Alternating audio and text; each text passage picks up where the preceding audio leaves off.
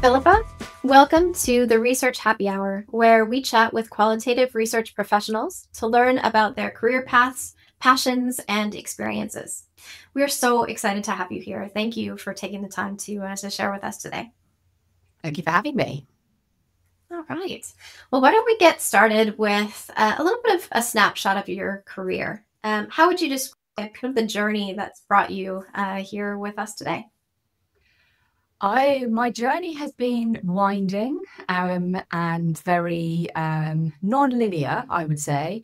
My background initially was in design, and I fell indirectly into sort of research back in the late 90s, early 2000s. I started working with Philips Electronics. I sort of ended up working in a think tank team looking at the future of fashion, textiles, and technology, which is where I sort of started to understand research. We were literally based in research laboratories in the UK. And then sort of from there, my life segued in and out various different ways through sort of journalism initially, and trend forecasting, and then from trend forecasting into sort of strategy and then strategic research. And then within that, along the way, there's always been these points where, of course, we wanted to dive a bit deeper as a trend forecaster, sort of, identifying what's going to happen tomorrow, and then going, well, actually, we need to sort of back that up with some live qualitative and quantitative sort of data and things. So it's yeah, and being now in hospitality is another segue that very much kind of came in a few years ago, which is a new area. So it's been an interesting journey, and that everything I have done along the way has helped me learn something new that is then informed my approaches. Fascinating. I love a winding journey, and it's such an interesting thing to understand, kind of what led to the next step and so on. And talking about really kind of influencing your approach to work and how you brought all of these different areas and aspects together. I know that you've spent time lecturing on top of the work that you do in research. Do you find that engaging with students or going through that process of lecturing sparks new ideas or perspectives for your kind of work during the day? Absolutely. And I don't teach anymore. It's just got to that point. I think two things. One was I realized I've been teaching at Central St. Martin's on and off for sort of like 17 years, which is phenomenal. But at the same time, fresh blood, new kind of approaches. And also just my kind of work in hospitality was just taking me too far away from the kind of core, because I was teaching on material futures.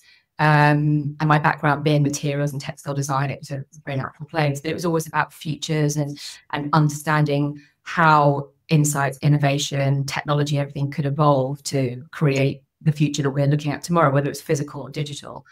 Students are amazing. They spark many ideas. And because they haven't got the constraints of corporate land and all those sort of issues that come with it, that bandwidth is much wider, which is phenomenal. But equally, they also take a lot because when you're working industry, which I've always done, you come with insights that those tutors who are in there every day dealing with them don't sort of have. So it was phenomenal. I have to say, what's also amazing is I have taken on the journey or my winding road with me over the years. Many of my students have come with me. They've either come in as interns or worked as freelance consultants. I'm working on a couple of projects right now where two of my team are ex-students from years ago. So it's been a phenomenal foundation, and also proud to see some of the things that some of them are doing, even though some of them are working on projects completely outside of my remit. Where I am today, I know that some of the things that we worked on together with them has, pivoted me, but also pivoted them. And yeah, it's great. That's incredible. I love hearing that. Can you share with us a little bit around the consultancy that you built, People Places Spaces? What was really the kind of the inception of that? How did that come to be, and where is it heading? So it was actually born out of COVID, like many sort of interesting businesses. A few years before COVID, I was working across sort of agnostically across multiple different brands and categories. Hospitality wasn't my specialism. I had done a little bit, but I had clients from Spotify, North Face, Diageo, and the future of kind of alcohol and things. So it was very broad. And I was headhunted by Ennismore, who are most famously known for the Hoxton hotels, but they now have 25 Hours and Gleneagles and various other brands within their portfolio. They were looking for somebody who didn't come from the hospitality background, and they were looking for somebody to come in and set up and run what was to be their insight innovation lab. And initially I was like, oh, no, I don't want to do that. And then I was told, no, you really do. And they were right. I really did. And it was amazing. I went in, we created what became known as 23 Lab. A few reasons, because the building we were in happened to be number 23, but also it's an auspicious number. And the founder of Ennismore, it was his favorite number. So we worked with that. And it was really built to rethink about hospitality. What will be coming tomorrow? What new brands can we develop? What guest expectations have we not identified? How can we evolve the existing brands within the portfolio? But how can we create new brands that don't even exist? And that's what we were doing. Had a great team of people. It was going really, really well. And then we suddenly noticed that our hotels in America were beginning to think about shutting their doors because there was this strange thing happening that no one quite understood. And then, of course, as we know, COVID hit and the hotel shut all of its doors. And, you know, they, as a lot of businesses did, they got rid of a lot of people, furloughed a lot of people and a lot of teams.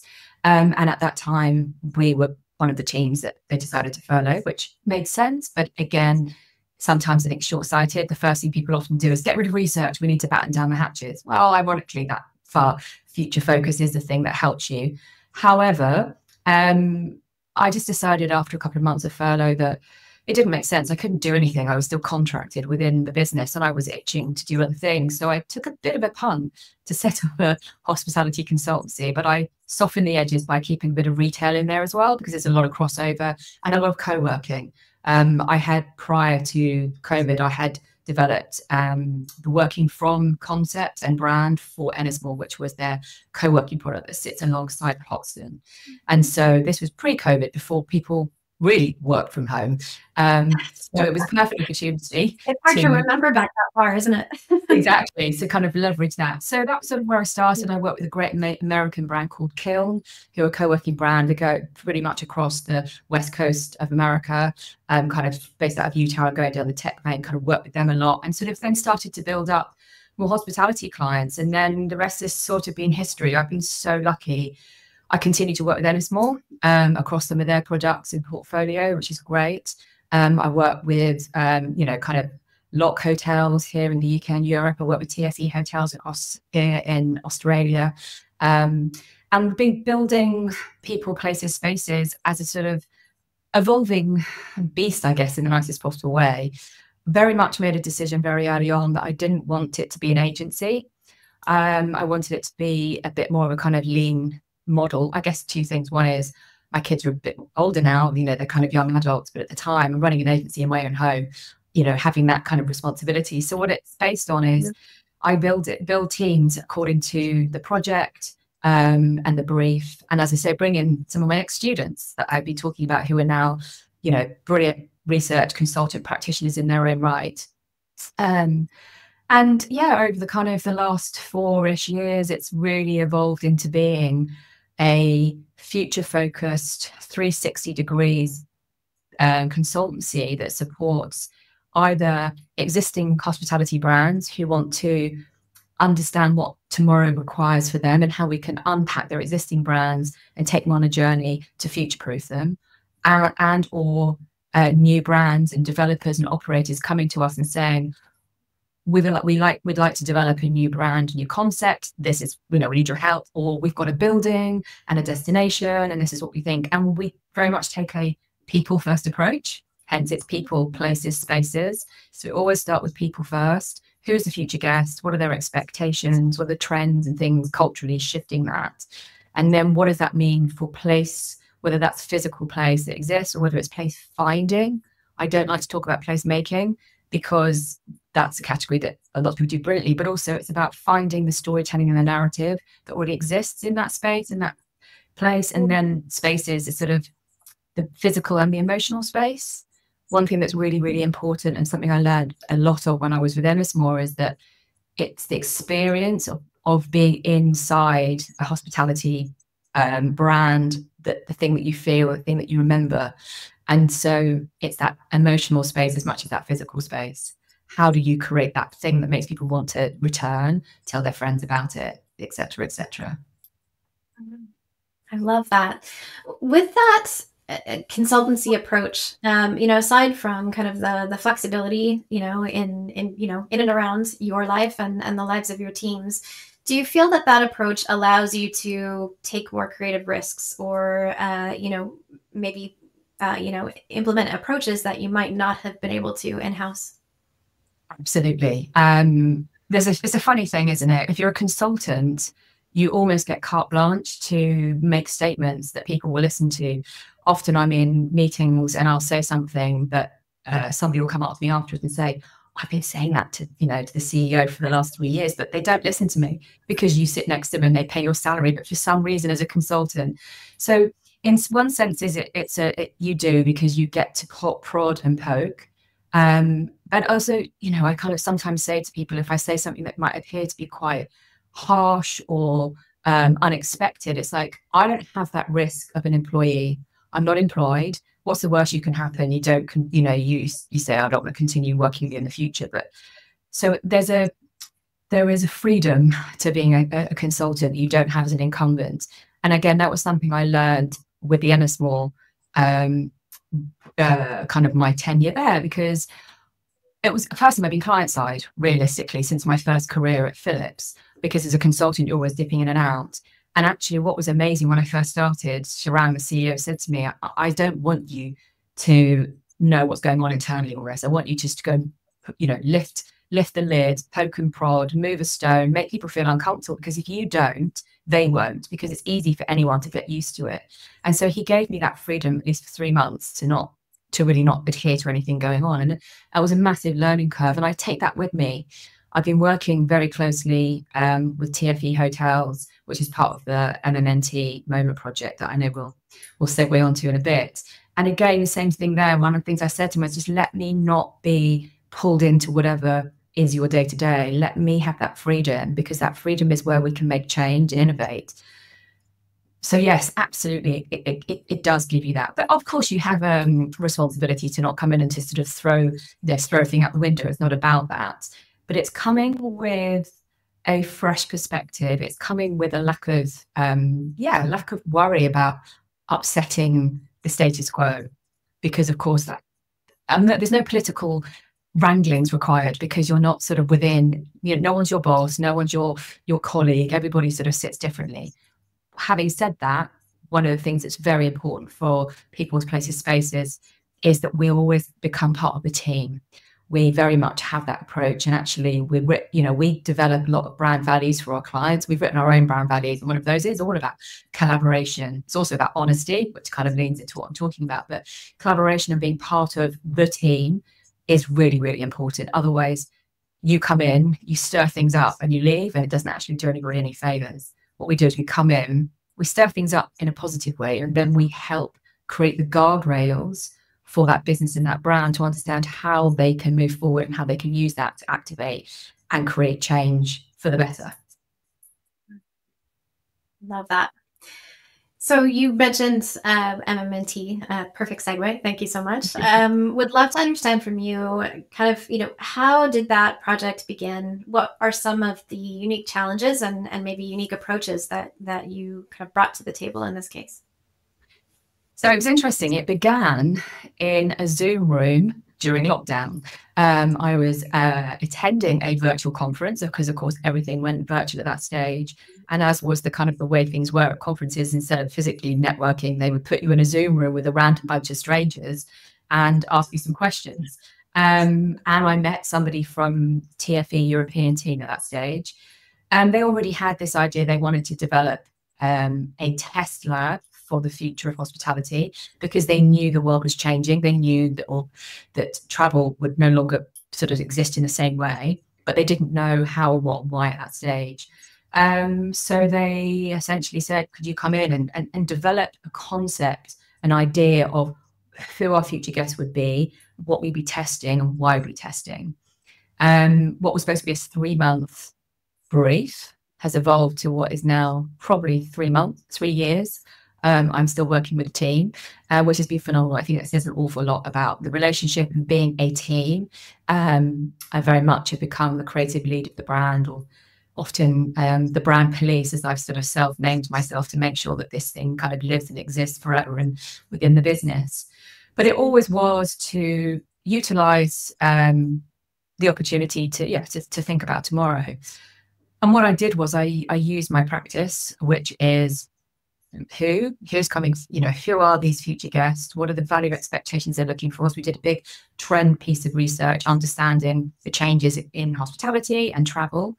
We then identified a mindset, who we call the kindred travelers.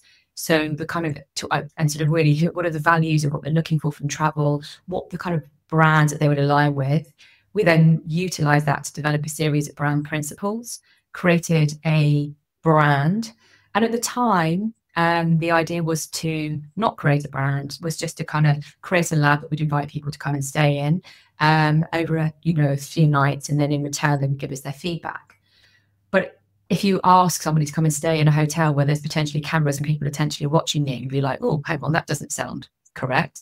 So we had to put a brand against it. But at the same time, we didn't want to put an existing brand against it, because we were testing something that didn't exist.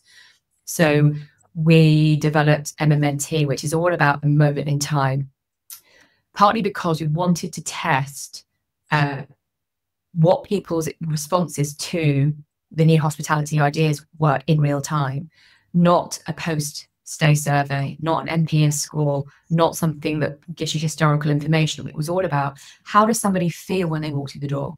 How do we capture that feeling, that moment, that experience? How do we capture their facial expressions? How do we capture the words that they're summing up? And that was really what this was about. And so we developed Moment in Time. It was Moment Berlin Lab. The beauty of it is the brand has also been tested in the test lab that we've got in Berlin.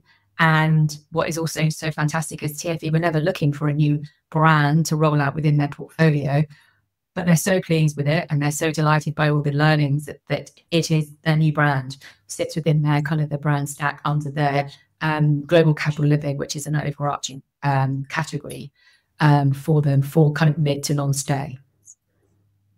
That's an incredible moment. I have to say, I'm sure that's a real kind of point of pride for you.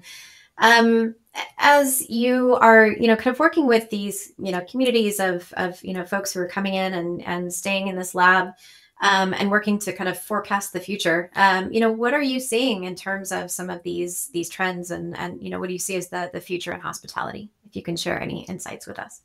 Yeah, I mean, obviously there is a lot of information that we can't share, and TFE quite rightly want to keep it to themselves. But I think what's really most important is, without kind of diving into anything specific, is that the lab itself has been a real validation. We did the kind of the insights and future scoping of, this is the future of hospitality, this is the future of travel, these are the types of people, and these are the value expectations. What we did was we took those, we created briefs off the back of those to say, this is the design, this is the space, this is what we can actually get away with. So the people's behaviors are changing about how they expect to engage with products and services. So for instance, in the during COVID, the sharing economy really matured because people started to shift their expectations around access versus ownership. And so we identified that. So we said, okay, so what about if we develop new ways of you giving people access to certain facilities while they're staying with us, either an individual service or a space that we can be testing. So we created very little rooms. The little rooms are from 11 meters squared to 13.5 meters squared, so pretty small. But if you stay in one of those rooms, you have the little lounge, which allows you to share extra space. And it's from an operational perspective, it's really interesting, operational and development perspective, because you're maximizing space, but it's also repositioning the value exchange you can give to guests and the pricing, the things that you can play with. So we've learned that from the hypotheses that the right type of guest actually really wants to engage in that space. We've identified as well that solo travelers would be on the rise, and we increasingly see this as the case. Over 45% of guests who came and stayed during the test phase, even though everybody was allowed to bring a guest for free or for free, 45% stayed solo in across the 3 different room types. Again, really signifying that this is a shift that's happening, and also identifying how they utilize our spaces differently. So things like that have been really, really interesting. And the other thing as well is we if anyone looks at the website or if they stay, they'll notice that there's a lot of green. Divided a lot of people in advance. Why are you making everything green? Well, we did that because well-being, we know, is hugely important in every asset of our lives, but particularly when we're traveling.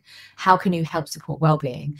Well, we're not about putting in a giant gym and a pool and a sauna, because if that people want that, stay somewhere else or use the local facilities within the market that we're in.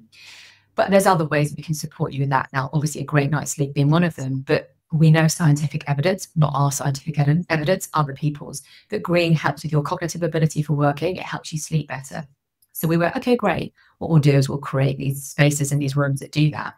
And in our briefs, we put words like cozy and sanctuary, but we didn't put it anywhere publicly.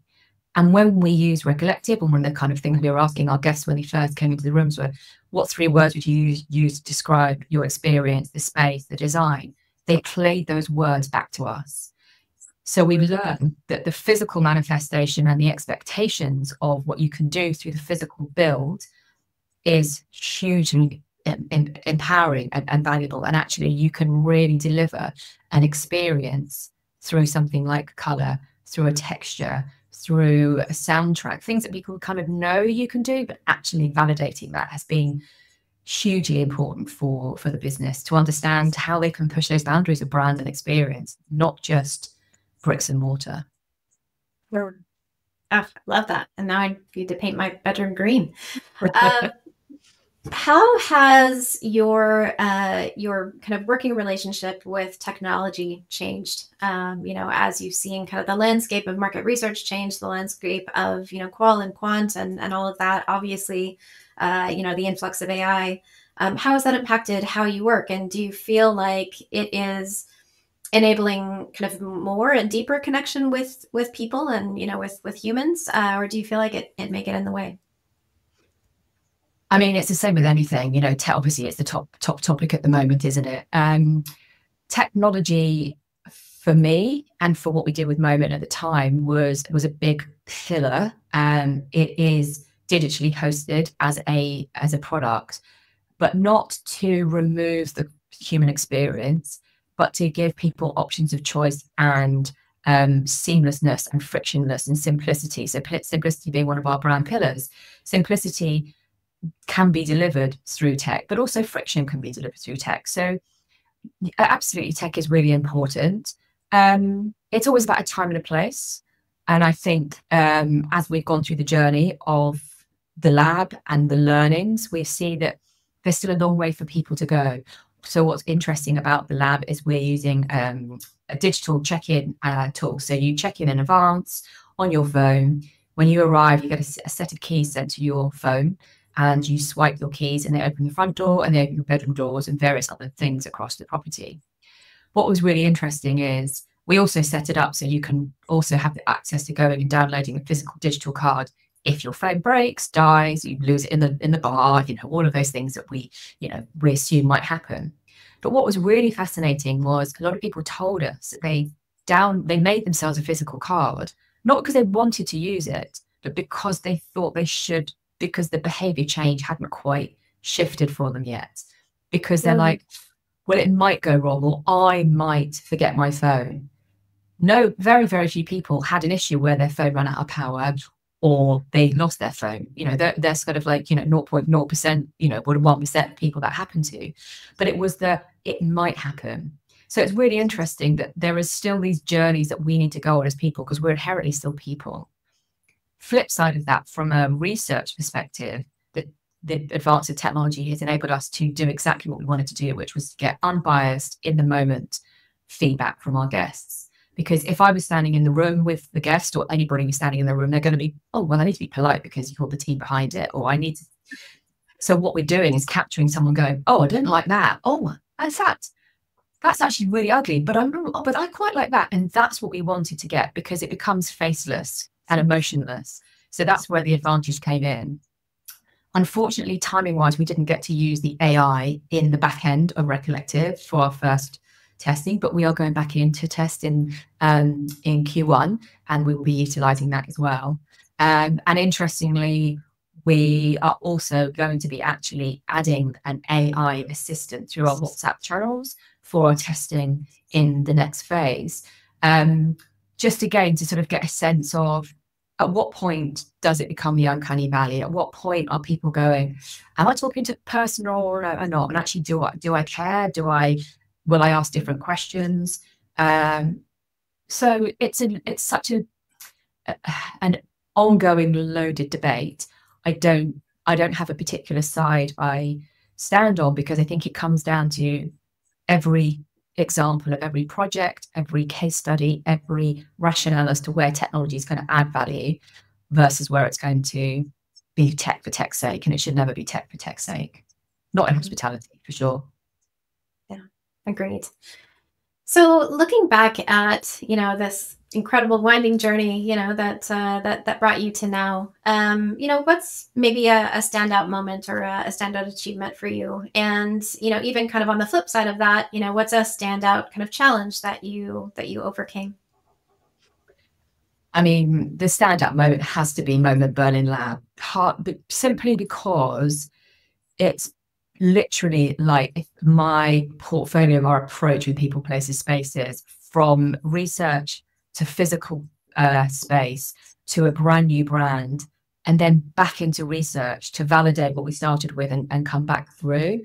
To have a brief like that land on anyone's lap, and for a company like TFE to be so incredibly generous with this and say, we want you to lead this and just tell us what's, so in that sense, it's been phenomenal. But of course, there's been other points that have kind of led to that. And I think many small signal kind of moments along the way have led to that. I think it really has been my journey of my career being very non-linear. It's always about going into something else, finding something, working alongside somebody that has a curiosity that makes you question something in a different way.